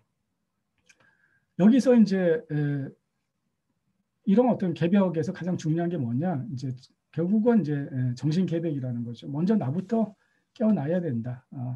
나부터 영적인 혁명이 일어나야 된다. 나의 내면에서부터 변혁돼야 되고 의식의 진화가 일어나야 된다. 이것을 이제 상징하는 것이 바로 애벌레에서 나비로라고 하는 이제 이런 상징입니다. 그래서 애벌레는 한 나무에서 서로 이제 잎을 더 많이 갉아먹겠다고 경쟁하고 이렇게 다투는 그런 거라면은, 나비는 이제 그것을 이제 벗어나서 그 더 넓은 들판을 이제 마음껏 날면서 자유롭게, 그러면서 무한히 펼쳐져 있는 그 꽃의 이 향기와 그 꿀을 취하면서, 그래서 유한한 한정된 것에서 그 추구하는 가치가 무한한 가치로, 그리고 경쟁에서 어떤 공존, 상생의 이런 그 상징을 하고 있는 것이 바로 이제 나비라고 할 수 있고, 그것을 이제 나비 문명이다, 이렇게 하죠. 이런 것이 결국 수훈이 꿈꾼 다시개벽의 신문명은 이제 이런 어떤 개개인의 이런 어떤 몸의 변형 또 어떤 정신적 영적인 이런 어떤 변형을 요구하고 있다 이렇게 말씀을 드릴 수가 있겠습니다. 이제 이런 어떤 영적 혁명에서 이제 나아가서 삶의 혁명으로 삶의 양식의 어떤 전환으로까지 이어져야 되겠죠. 그렇게 할 때 그 삶의 원리는 뭐여야 되느냐? 그것을 이제 동학에서는 이제 공경, 특히 이거는 이제 해월 최시영 선생이 강조하는 거죠. 삼경사상. 그 중에서도 또 경물, 이런 어떤 모든 존재를, 모든 만물을 공경하는 그 마음이야말로 새로운 삶을 열어낼 수 있는 그런 어떤 원리다. 그래서 자기 자신의 어떤 존엄을 회복하고 모든 존재를, 모든 만물을 하늘님으로 공경하는 사회, 모심과 살림, 또 소유가 아닌 나눔, 모든 존재에 대한 살림, 이런 것이 삶의 원리가 되는 그런 사회를 꿈꾸고 있죠. 여기까지 이제 그 동학의 가장 핵심적인 시천주와 다시개벽으로 한번 살펴보았습니다. 다시 한번 이제 체제와 오로빈도를 한번 비교를 해보자면 결국 이제 그 공통점이 많죠. 보신 바와 같이 인간의 의식이 이성의 단계에서 한 차원 더 진화함으로써 인류가 더 높은 영적 차원으로 승화될 수 있다라는 거죠. 이제 결국 그리고 이제 이러한 문제 의식에는 이제 서양 제국주의의 그 어떤 폭력이 있는 거죠. 그래서 그런 서양 제국주의의 그런 어떤 폭력 앞에서 당시 고통받던 제3세계 민중들, 우리 한국 민중과 이 인도 민중들의 그 고통을 구제하고자 그 서구의 근대 문명, 이성 중심의 문명을 넘어서는 대안을 자기의 민족의 지혜를 통해서 인도의 그 고대의 지혜를 통해서 또 우리 민족이 오랫동안 전수해온 그 지혜의 전통에서 재발견함으로써 새로운 문명을 열어내고자 했다. 이렇게 볼 수가 있는 거죠. 그래서 이 두 사상은 오늘날의 이런 생태적 위기를 극복할 수 있는 그런 새로운 세계관, 새로운 우주관, 새로운 신관을 가지고 있다라고 볼 수가 있고 또 동시에 의식의 진화, 영적 인간, 신인간, 새로운 주체 이런 새로운 주체의 탄생을 예감하고 그 방법을 제시하고 있다라는 점에서 의식혁명의 전락이다라고 볼 수가 있고 또 그 어떤 단순한 어떤 종교가 아니라 어떤 영성적인 철학이라고 볼 수가 있겠습니다. 그래서 두 사상은 근본에서 내 안에서 신성을 발견하고 그와 합치되는 삶을 사는 데서 상통하고 있고 오늘날의 그 가장 큰 문제인 인간 소외, 물신화, 분열과 갈등, 각자위심, 그 이기심이죠. 자기밖에 모르는 이기심 등의 정신적 위기를 극복할 수 있는 그리고 자기밖에 모르는 소화적인 삶에서 보다 넓은 자기로의 확장인 대화로의 삶이 가능하다라고 이야기를 하고 있는 그런 사상이죠.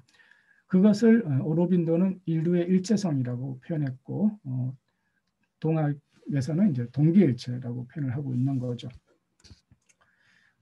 결론적으로 이제 말씀을 드리자면 동학은 다시개벽의 문명적 대전환기에 자기 내면에서 그 하늘님이 모셔져 있다는 진리를 발견하고 그 자기 안에 있는 하늘, 그것은 이제 다른 뭐 여러 표현을 할 수 있는 거죠. 뭐 우주 생명이라고도 할 수 있고 그냥 영이라고도 할 수 있고 신성, 내면의 빛, 지혜, 참나 또 뭐 아까 오로빈도 표현으로 하면은 이제 사이킥 비잉 그런 내 안에 있는 하늘을 발견하고 발견으로 끝나는 게 아니라 그 하늘을 나의 인격과 나의 삶에서 구현하라고 하는 그런 가르침으로 이해를 할 수가 있습니다. 그리고 이러한 내 안에 있는 하늘을 깨닫는 이것을 바탕으로 자기를 비롯해서 모든 생명을 공경하고 모두가 평등하고 존엄하게 공존하는 그런 품격 있는 신문명 그거야말로 이제 진정한 도덕 문명인 거죠. 그런 도덕 문명을 열어내고자 하는 그런 모심과 살림, 또 공경의 철학이라고 그렇게 말씀을 드릴 수가 있겠습니다. 예로부터 동학은 믿는다라고 하지 않고 한다, 동학을 한다 이렇게 하죠. 동학하는 사람들, 나비로 거듭난 신인류가 꽃과 향기로 가득 찬 들판을 자유롭게 춤추는 그런 세상을 만들어 나가길 꿈꾸면서 오늘 강의를 마치도록 하겠습니다. 경청해 주셔서 고맙습니다. 네, 지금까지 그 장기 시간 발표를 해주신 그 김용희 선생님께 다시 한번 큰 박수로 감사 인사를 드렸으면 좋겠습니다. 네, 금방 말씀드린 것처럼 장기 시간 발표를 해주셨습니다. 1시간 10분 정도를 발표를 해주셨는데, 그래서 곧장 이어서 좀 대화를 나누는 것보다는 약간의 쉬는 시간을 갖고 대화를 나누면 좋을 것 같습니다. 그래서 오늘 뭐라고 표현해야 할까요? 동학 기초 개념부터 해서 되게 심화적인 논의까지 다양한 스펙트럼으로 논의를 해주셨는데, 그래서 다양한 이야기거리가 나온 것 같습니다. 그래서 그 쉬는 시간 가지시면서 함께 나눌 수 있는 다양한 이제 논의를 한번 찾아보시고 쉬는 시간 끝나고 나서 함께 이야기를 나누었으면 좋겠습니다. 자, 그러면 3시 9분이니까요. 3시 20분에 아니 3시 20분에 저희가 2부의 순서를 진행을 하도록 하겠습니다. 자, 그럼 잠깐 쉬는 시간을 갖도록 하겠습니다. 고맙습니다.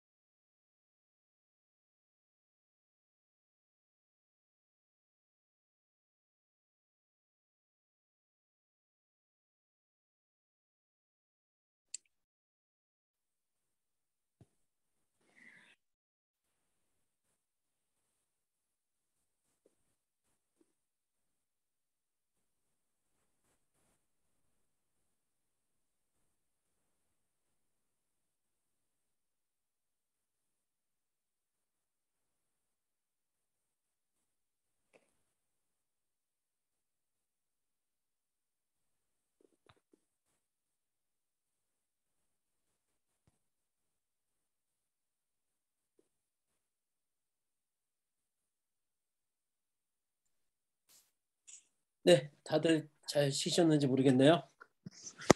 저희가 준비된 시간은 4시까지입니다. 지금 40분 정도가 남았는데요. 아까 김영희 선생님께서 설명해 주신 내용을 들으시면서 궁금한 점이라든지 혹은 더욱더 토론하고 싶은 내용이 있으면 편안하게 마이크를 켜주시고 말씀을 해주시면 좋을 것 같습니다.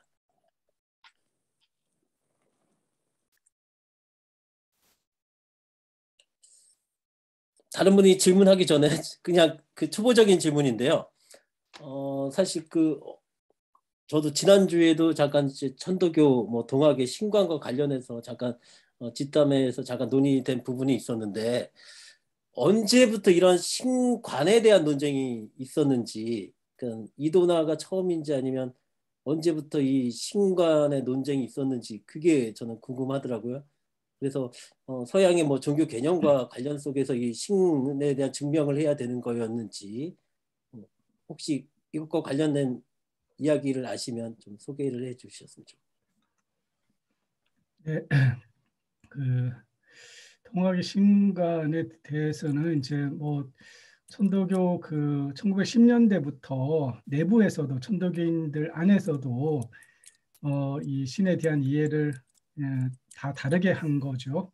그래서 어떤 교인은 그냥 기독교의 그 신과 똑같이 그냥 그렇게 외재적이고 인격적인 그런 어떤 초월자로 그렇게 이제 믿고 상당히 이제 그러니까 기복적인 뭘 구하는 이제 이런 신앙을 하는 사람들도 있었고 또 반면에 이제 좀 공부가 좀 있으신 분들이라든지 또그 손병희의 무채법경이 이제 1910년에 나오거든요.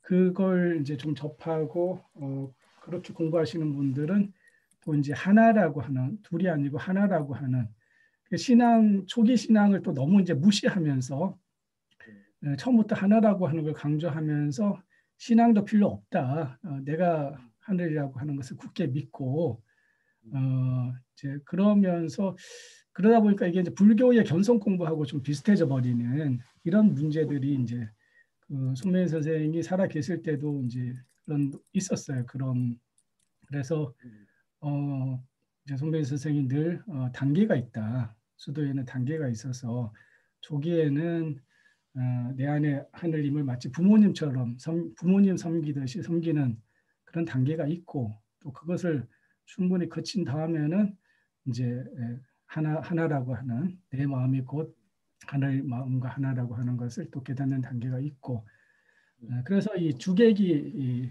그 하늘이 주가 될 때가 있고 또 나중에 이제는 내가 주가 돼서 좀 더 주체적인 그래서 정말 인내천의 그런 경지로서 그렇게 단계를 밟아서 이제 성장해야 된다.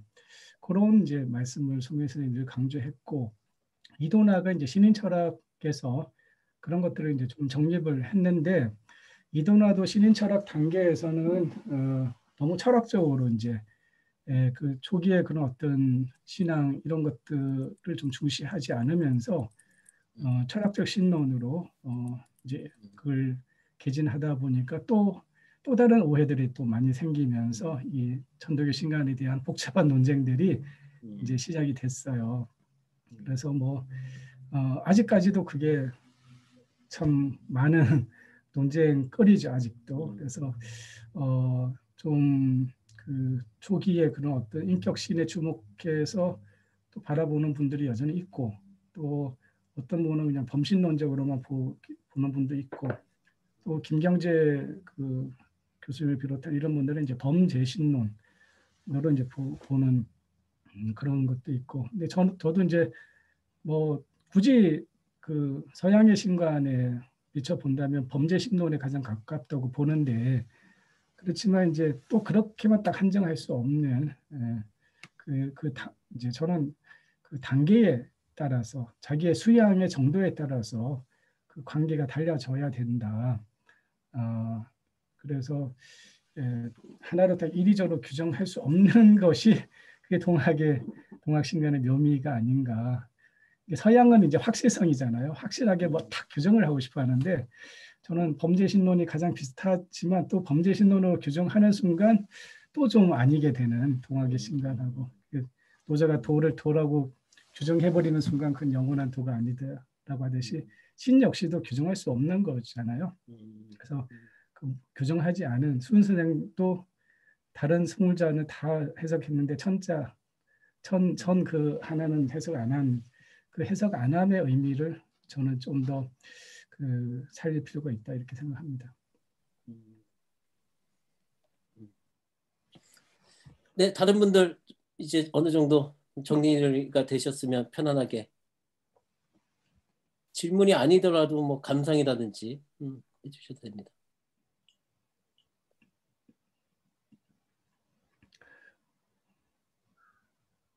저 질문 하겠습니다. 일단 강의 너무 재밌게 잘 들었고요. 온불교 사상연구원에서 일하고 있는 송지용입니다. 질문 드릴 거는 이 최재우의 강령 등 체험에 대해서 서구적 언어로 얘기하면 퍼제션이라고 하는 사람도 있고 어떻게 보면 엑스터시라고 하는 용어도 있다고 들었는데 제가 알기로는 엑스터시는 탈혼 해가지고 이렇게 황홀경 해서 밖으로 이렇게 향하는 것이고 퍼제션은 외부에서 안으로 나로 이렇게 오는 것이다 이런 이야기를 들었는데 오늘 설명에 의하면 어떤 단계가 있고 또 내유신령 외유기와 하는 것처럼 이 퍼제션과 엑스터시의 체험이 둘 다 해당될 수 있지 않나 그런 생각이 들었는데 그렇게 볼 수도 있는지 궁금합니다. 그렇죠. 예, 같이 있는 거죠. 예, 이제 완전히 자기를 잃어버리는 게 아니잖아요. 그 하늘님 체험은 자기라고 하는 이 주체가 있으면서 말 그대로 대화를 나누는 거기 때문에 그냥 일방적인 엑스터시는 아니고 그래서 이 하늘님이라는 존재를 이제 기운으로도 느끼고 또 사실은 하나인데 그 영기라고 하는 것이 둘로 있는 게 아니잖아요. 하나지만 그게 나의 정신에서는 그런 어떤 말씀으로 경험이 되는 거고 또 몸으로는 그것이 에너지로 기운으로 경험이 되는 거죠. 그래서 둘이 아니지만은 이제 나의 그 하드웨어에 따라서 이제 이렇게도 경험되고 저렇게도 경험되고 또 가슴에서는 그것이 또 다른 어떤 차원에서 이제 또 경험이 되겠죠. 어떤 기쁨이라든지 벅찬 그런 감격으로 경험이 되는 거고. 그래서 나의 어떤 이제 몸으로 경험되는 거, 가슴으로 경험되는 것, 또 어떤 지성으로 경험되는 것이 이제 하나의 존재지만 그렇게 다른 차원에서 경험이 된다. 그리고 그것이 또 하나다라고 하는 것을 알아야 되겠죠. 네. 중요한 건 그래서 이제 암만 뭐 시천주 이야기를 하고 내유신령 외유기화를 이야기해도 체험을 해봐야 되는 거예요. 기운은 그 하늘의 기운을 체험해봐야 되고 내 안에서 어떤 소리로는 안 들리더라도 어떤 그런 영감 같은 것이 내 안에서 어떤 나 아닌 어떤 깊은 내면의 어떤 목소리를 체험을 해봐야지 이제 비로소 이걸 이야기하시는구나 이렇게 느낄 수 있는 거죠. 네. 그러니까 저 같은 경우는 이제 그 내유신령하고 외유기가를 사실 요즘에 요즘 뭐 다양한 수련 단체가 있는데 다양한 비판 속에 있는 것이 이제 개인적 영성만을 강조한다라고 하는 네. 거잖아요. 그래서 이것이 개인적 영성이 아니라 이제 사회적 영성으로 연결돼야 되는데 저 같은 경우는 이제 내유신령은 이제 개인적 영성이라고 한다면 저는 외유기가는 좀 사회적 영성과 연결되지 않나라고 저는 생각을 하고 있고, 네. 다양하게 이제 현대적으로 예. 맞습니다. 결과적으로는 그렇게 돼야 되는 게 맞는데 우선은 이제 몸으로 기운을 체험을 해야 되는 거죠. 그러니까 도교의 이제 단전 호흡을 통해서 그렇게 기를 체험하고 그 기를 점점 더 이제 정신적 기로 그렇게 승화시켜 나가는 것처럼 이제 우선은 그걸 통해서 하늘의 기운과 내가 연결이 되고 그런 연결을 통해서 나의 그 기가 내 몸 안에 이제 제한되지 않고 우주적 기와로 이렇게 연결되는 그런 이제 차원도 있고 그것이 이제 힘이 더 세지면은 정말로 바깥으로 이제 확장이 되는 거죠. 확장이 돼서 정말로 주변을 살리고 또 세상을 살리는 그런 우주적 기화로 이제 확장이 되는 거는 당연히 이제 그렇게 된다고 봅니다. 근데 우선 중요한 건 정말 내 몸부터 내 마음, 그렇죠. 내 안에 있는 어떤 부정적인 기운들, 부정적 감정들 이런 것들을 말 그대로 봄 기운 같은 맑고 밝고 온화한 상태로 만드는 것 이게 이제 선행돼야 되는 거죠. 네.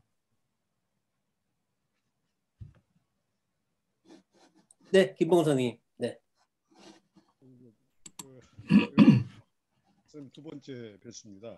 한번 이제 저 연구원에 오셔서 말씀해 주셨는데 여기 두 가지만 여쭤볼게요.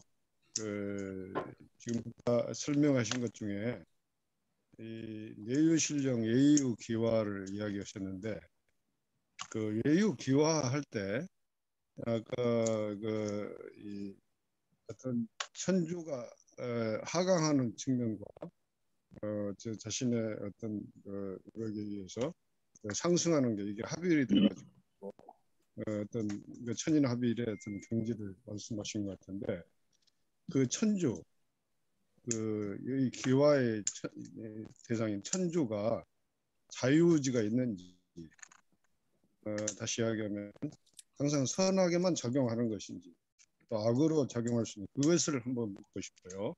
천주가 과연 선악이 있는지. 두 번째는 이게 그 공학에서 그 실천조 조한 영세불명 만사지 21자 조문이 결국 그 천주를 체험하는 것인데 이게 이제 주문을 외우게 돼 있잖아요. 네. 또는 뭐 부적을 물론 이제 주문 선생님이 그렇게 얘기했으니까 부적을 하든지 근데 이게 주문을 외우든지 아니면 뭐 궁극을 글자를 쓰고 뭐 갈아먹고 이렇게 가지고 그 체험을 하는 것인데 그게 항상 체험이 되는 것은 아니지 않을까. 일시적인 현상에 불과한데 원불교에서는 사막 수행이라고 해가지고 그 정신 수양과 작업 사리 연구가 들어가 있습니다. 그리고 작업 지사라고 그래서 매 순간마다 이 사막을 통해서 이 어떤 완전한 이 사사불공 뭐 그런 얘기를 하죠. 처처불상 사사불공 그래가지고 매사에 어떤 이 천리에 어긋나지 않는 길을 제시를 하고 있는데 천도교에서도 공학에서도 그런 일상생활에서 그런 것이 가능한가 두 가지를 여쭤보고 싶습니다. 네, 좋은 질문 고맙습니다. 네, 이 한울림도 선악이 있는가에 대해서는 이제 선생님이 직접적으로 동경대전에도 이제 그런 표현이 있고 용담유사는 여러 번 나오는데요. 불택선악이라는 표현을 직접 하고 계십니다. 선악을 구분하지 않는다. 선악을 넘어서 있다.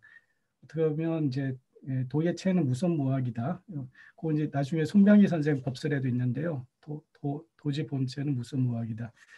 그러니까 선과 악으로 구분할 수 없다라는 거죠. 그렇지만은 이제 그렇다고 이 선악을 구분 안 해야 된다는 의미는 아니에요. 그게 도 자체는 하늘 자체는 선악을 넘어서 있다라는 의미인 거지.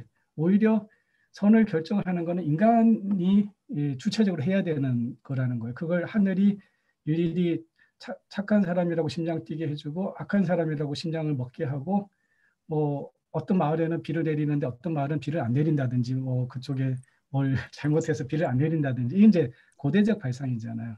그런 게 아니라는 거죠. 천 자체는 무선무악하고 어떤 그런 어떤 그 사사로움이 없이 그 어떤 말 그대로 천도의 무의이화에 의해서 스스로 그러한 법에 의해서 물론 저는 이제 이 지성이 있다고 생각을 해요. 그 이제 이 우주 자체가 이미 어떤 의식을 가지고 있고 정신을 가지고 있고 또 그걸 영이라고도 할 수 있는 거고요. 그 영이 어떻게 보면은 137억 년 동안에 진화해오면서 어떤 단계에서는 물질로만 자기를 드러냈고 또 어떤 순간에 이제 생명으로 드러냈던 거고 또 이제 더 진화해서 비로소 이제 어떤 의식을 드러내기 시작했지만은 그것이 끝이 아니고 원래 그 우주의 영은 우주 의식은 그 본래의 가장 이제 고귀한 속성이 바로 신성함이라고 하는 거기 때문에 그 신성함, 그 어떤 의식을 넘어선 그 어떤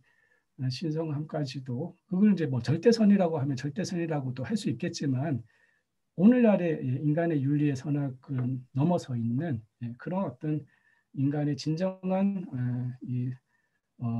그런 신성함, 자유, 평화 또 진정한 기쁨의 상태를 표현을 할 수 있는 이제 그런 차원을 이야기하고 있다는 점에서 이제 불택선화이라고 말씀드릴 수 있겠고요.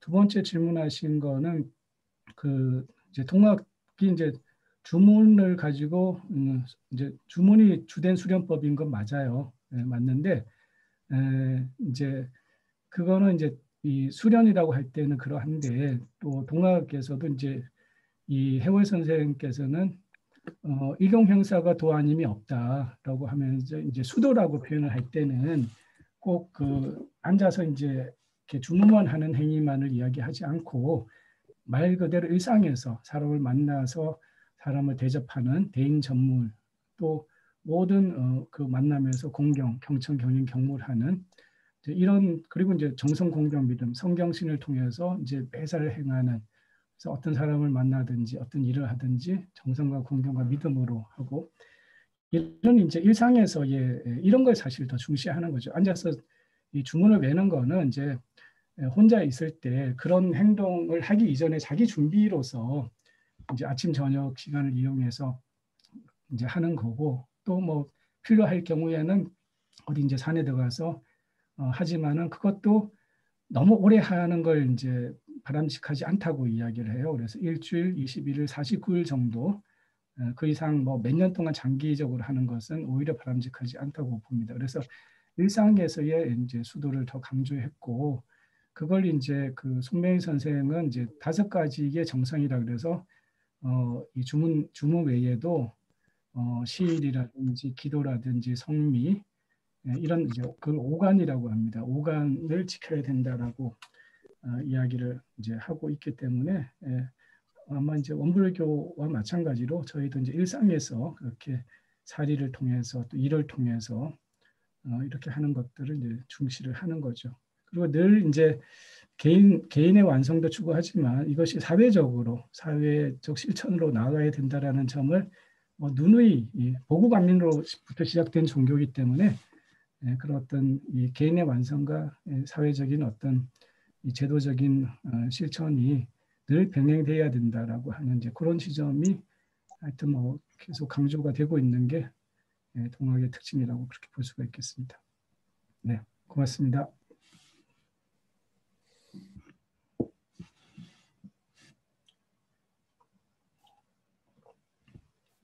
오늘 또 처음 오신 분도 계시는 것 같아요. 지금 혹시 KNN 기획특집국장님이라는 그 프로필로 오신 말씀 괜찮으십니까?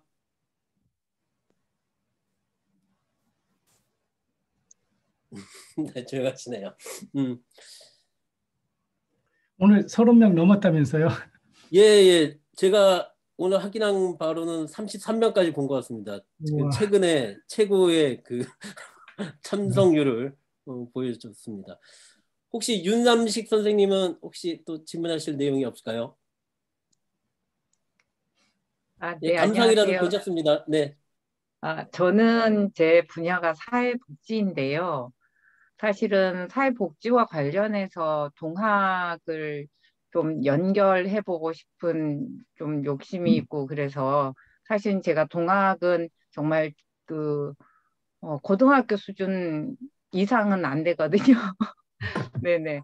그런데 이제 공부를 하다 보니까 동학에서 이제 그 그러니까 사회복지에서는 이걸 주민 조직화라는 용어를 쓰는데요.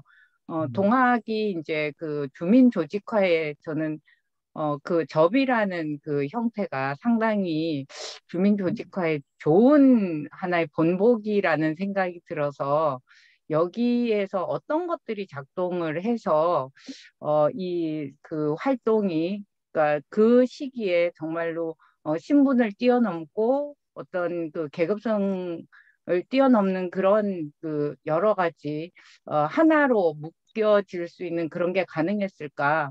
지금 사실은 우리 현 사회가 계급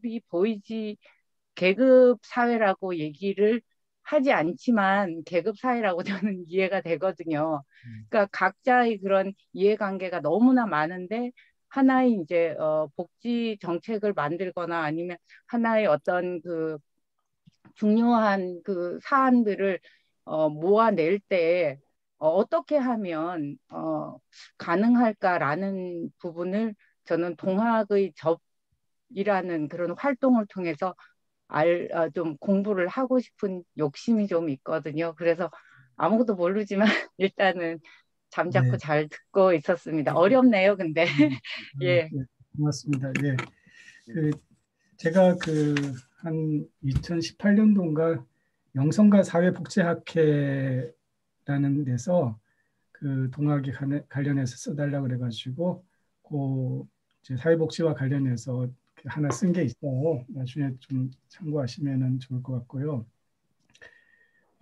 그 주민 조직화와 관련해서 이제 접에 대한 말씀을 해주셨는데 그 이제 자세한 그 자료들이 많이 안 남아 있어요. 그래서 좀 굉장히 제한적인데 어쨌든 당시에 그 접이라고 하는 이제 30명에서 50명 정도의 공동체인데 이제 주로 뭐 그 사람을 중심으로 그 접주를 중심으로 이제 형성된 인맥 공동체지만은 뭐 사실은 이제 예전에는 인맥이 지역하고 그렇게 별도가 아니기 때문에 이제 대부분 한 마을 안에서 형성되어 있는 경우가 많았죠. 그래서 이제 한 30명에서 50명 정도의 이제 마을 공동체 형식이었고 그 안에는 양반도 있었고 평민도 있었고 심지어는 노비도 있었는데 그렇다 하더라도 이제 같이 만나면은 제일 먼저 맞절부터 시작을 해서 이제 이 경어를 썼다는 거예요. 그래서 양반도 노비한테 경어를 쓰고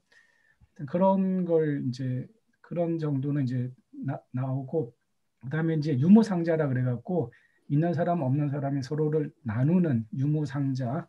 그래서 적어도 이제 동학의 그 적조직에서는 이제 그렇게 뭐 굶어서 죽는 이런 경우는 이제 없었고 그리고 이제 그런 여러 가지 그 어려움, 뭐 질병이라든지 이런 어려움을 늘 이제 같이 나누는 그런 생활 공동체이기도 했다. 그래서 공경의 공동체, 이 공경이라고 하는 게 하여튼 제일 중요한 그 접의 원리이고 조직의 원리일 거고요.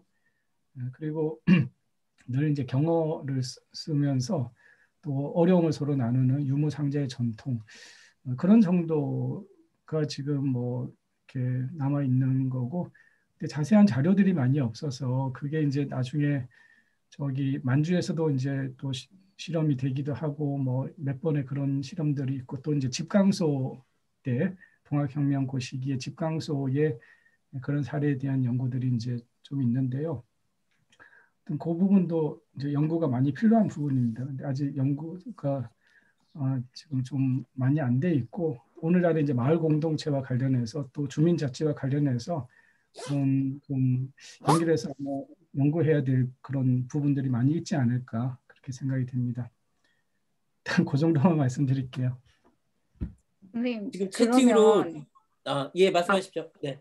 아닙니다. 그러면 제가 사실은 이제 향약이라는 걸 통해서 연대성 연구를 제가 논문을 썼거든요. 그랬는데 향약이 후기에 이렇게 오면서 여러 가지 분화를 거치면서 저는 동학과도 이렇게 연결이 됐을 것 같다는 뭐 일제강점기에는 향약이 앞잡이의 역할도 하기도 하지만 또 독립운동으로 이렇게 포섭되기도 하는 그 과정에서 동학과도 이렇게 연결이 되면서 어떤 왜 의병장이 왜 양반인 경우에는 저는 동학이 또 그런 역할을 향약의 그런 공동체가 또 연결돼서 가기도 했을 것 같다라는 생각이 드는데요. 혹시 그런 부분이 있었을지 궁금해요. 저번에도 그런 논문을 하나 보긴 했는데 사실 직접적으로 향약하고 접이 연결되는 거는 자료로는 안 남아 있어요. 안 남아 있고 이제 향약이 어쨌든 이제 좋은 의도로 진행이 됐지만은 그래도 어쨌든 이제 신분 질서라고 하는 그 부분을 어쨌든 성리학적 질서를 양반들뿐만 아니고 향초원까지도 이제 보급한다라는 이제 그런 물론 뭐 덕업상건이라고 하는 이제 그런 좋은 이제 그런 미풍양속을 하려고 하는 거지만 그럼에도 불구하고 이제 신분을 뛰어넘지는 못하잖아요. 이제 그런 점에서 한계가 있다고 볼 수 있는데 이제 동학은 어쨌든 그걸 깨고 양반과 노비가 같이 맞절을 할 수 있는 이제 그런 문화로까지 갔다라고 하는 점인데 그게 이제 아마 어떤 마을에서는 그렇게 연결이 됐을 수도 있고요. 또 그 양반이 이제 동학을 접했을 경우에 그런 기존의 어떤 향락의 전통을 가지고 그걸 연결하려고 했던 그런 것들이 있을 수는 있는데 현재 자료로는 구체적으로 남아 있는 건 뭐 저는 못 봤어요. 혹시 역사학 하시는 분은 또 좀 알 수가 있는데 저는 이제 주로 철학 쪽으로 연구를 하다 보니까 네. 한 말씀 올려도 될까요? 예, 이상우입니다. 네. 그 곤방 이제 두 분 이제 말씀하시는데 여기는 충북 보은입니다. 네. 예, 충북 보은인데 지금 이제 기억으로만 말씀을 드리려고 하니까 정확하지는 않은데요. 보은군 이제 현감으로 김흥득이라고 하는 분이 이제 보은에 오셨던 모양이요. 이제 그분이 향약을 했던 분인데 뭐 해주 향약인가 그걸 하셨단다고 그래요. 근데 거기에 보니까 그분이 집강소라고 하는 거를 만드시더라고요. 군수, 네. 지금으로 말하면 군수가 집강소라고 하는 그런 장소를 마련해서 이제 주변에 어떤 문제가 생기면은 자기가 이제 집강이 돼갖고 이제 군수가 이제 거시가 이제 접주가 주인이 돼갖고 이제 주변의 사람들과 모여서 그걸 상의를 했던 모양이에요. 이런 문제가 있는데 뭐 이거를 어떻게 해결하면 좋냐라고 하는 이제 그런 제도를 그러니까 이제 동학혁명이 있기 한 150년 전쯤 됐더라고요. 그래서 이제 그런 것들이 국립 어디 하여튼간 자료가 있습니다. 이제 그런 것들이 있어갖고서는 제가 혼자 생각에 여기에서 이제 보은군에는 집강소라고 하는 장소가 있었던 거예요. 근데 최시영 선생이 여기 보은에서 한 8년에서 10년 정도 이제 계셨었는데 이제 보은군에는 그게 이제 집강소가 설치된 이후로 한 100년이 조금 넘은 상태니까 그게 활성화가 됐다가 뭐 그분이 여기를 현감을 떠나면서 그게 이제 좀 쇠퇴했을 수도 있고 이제 뜻은 좋은데 잘 사용되어지지 않는 그런 제도가 보은군에는 남아 있었다고 그래요. 그래서 그거를 아무도 안 쓰고 제도는 좋은 것 같은데 그걸 사용하지 않으니까 최시영 선생님이 그거를 이렇게 사용하신 건 아닌가 그런 생각을 해봤습니다. 이제 전주화약 이후에 갑자기 집강소 설치 해달라고 이런 이야기가 있어서 그 집강소라고 하는 집강이라고 하는 게 이제 최재호 대신사로부터 이런 장소를 만들어라라고 하는 명령이 있었던 건 아니잖아요. 예, 그래서 이제 그 향약에 이제 그런 것들을 했다는 거는 국립박물관에 그 자료가 있다고 하더라고요.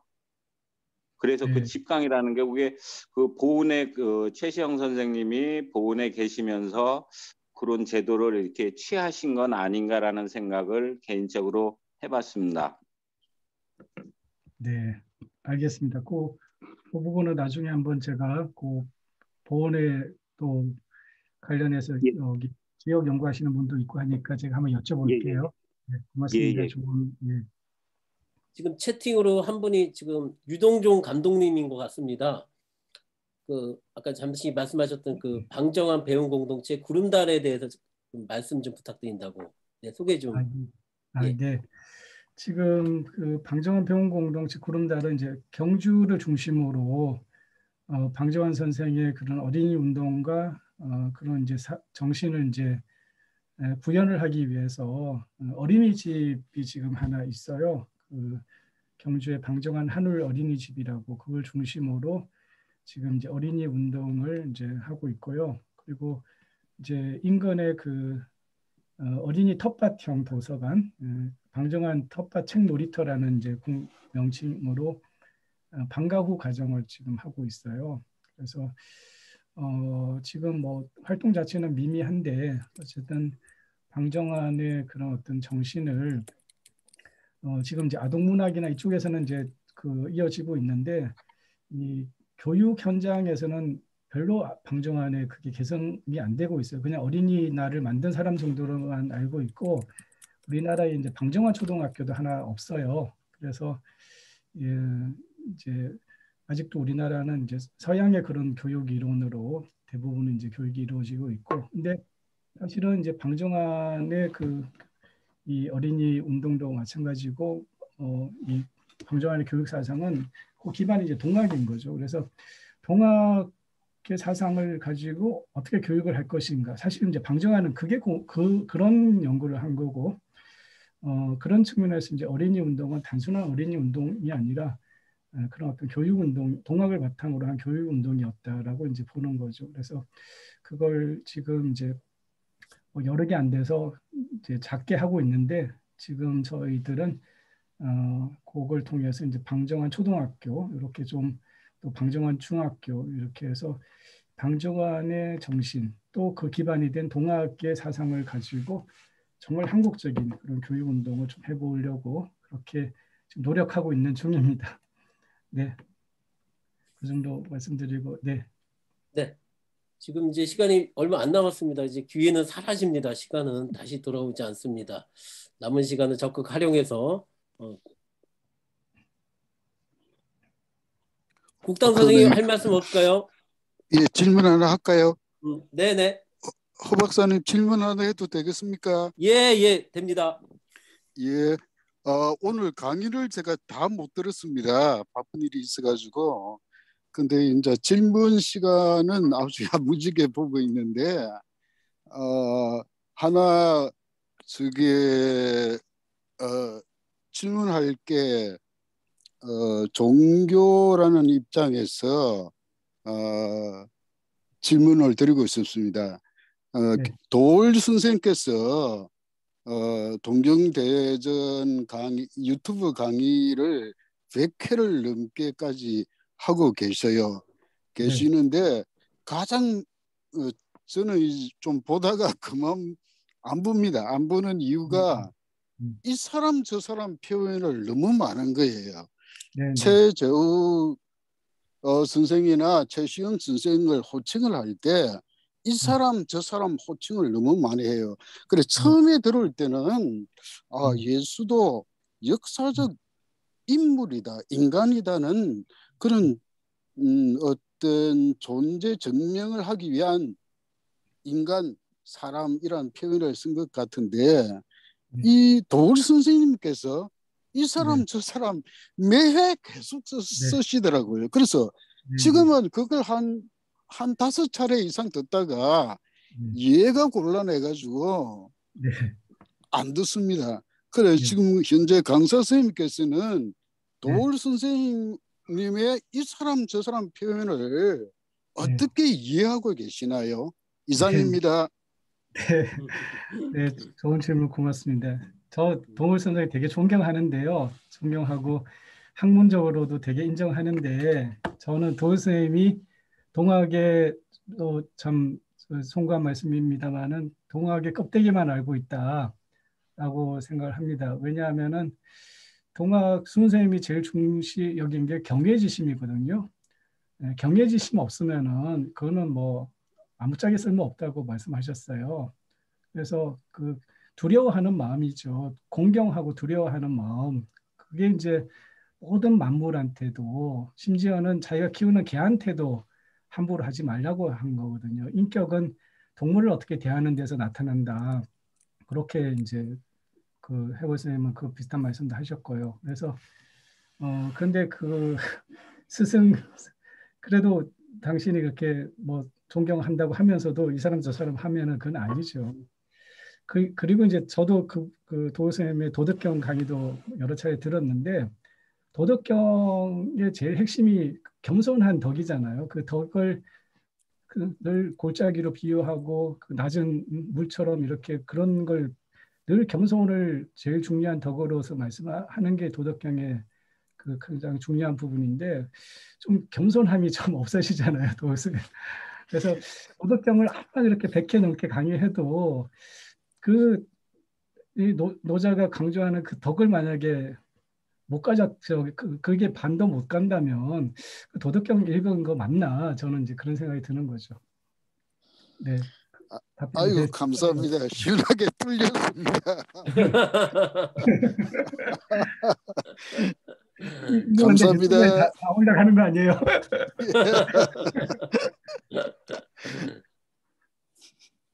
예, 그러면 마지막 질문 받겠습니다. 지금 얼마 안 남아서 혹시 박희수 대표님 혹시 한 말씀? 아이고, 저 질문할 뭐 너무 강의는 잘 들었고요. 질의응답 시간에 잠깐 그 앞부분 10분 정도 제가 다른 또 일이 있어가지고 잠깐 나갔다 들어왔습니다. 강의는 끝까지 다 들었고요. 그 우선 두 가지 간단한 질문 여쭙고 싶은데요.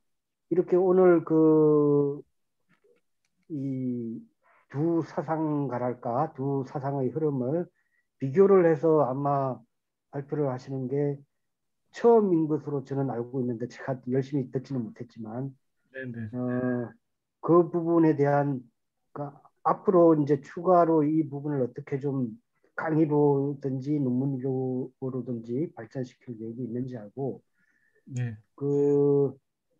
이게 만약에 아직 발표되기 전이라면 이 글을 지금 어떻게 발표를 그러니까 이제 이렇게 강연이 아니라 이 정제된 형태로 발표하실 계획이 있으신지 이 두 개 좀 여쭙고 싶습니다. 오늘 발표한 거는요. 여기에 실린 거예요.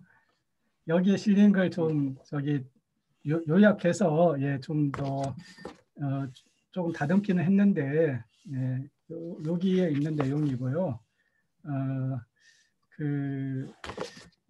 어쨌든 저는 이제 오로빈도 사상하고 동학 사상의 그 좀 비교하는 연구가 저는 앞으로 좀 더 지속돼야 된다고 보고 이제 주제도 굉장히 이제 비슷한 주제들이 많이 있어요. 이제 아까 그 사이킥 비잉하고 우리 내유 신령하고도 비교해 볼 수 있고 그래서 말하는 이제 인류의 일체성이라고 하는 것과 동학적 용어로 이제 동기일체 뭐 그렇게 비교할 수도 있고 영적 진화론이라는 측면에서 이제 오히려 이도나랑 꼭 저기 수은 선생님하고 비교하는 것도 또 되겠지만은 이도나하고 직접 비교가 또 가능하다고 봐요. 그래서 이제 그런 다양한 진짜 연구거리가 무궁무진하다고 저는 생각하는데 앞으로 하여튼 틈나는 대로 뭐 그런 논문이 모이면은 책으로도 한 건 가능하지 않을까 그렇게 생각을 하고 있습니다.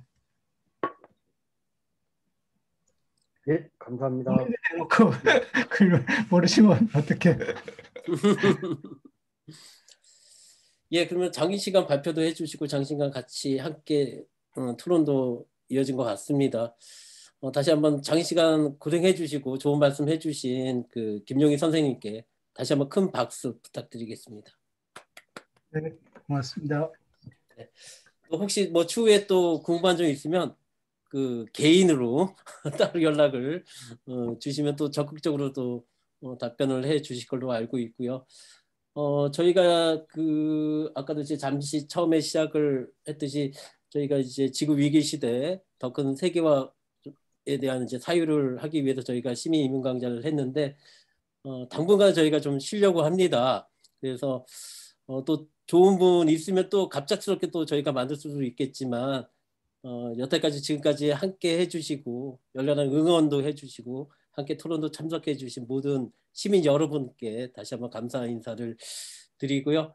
오늘의 그 시민 입문 강좌는 여기서 마치도록 하겠습니다. 다시 한번 김용희 선생님 너무 감사했습니다. 네, 수고하셨습니다. 고맙습니다. 수고하셨습니다. 네.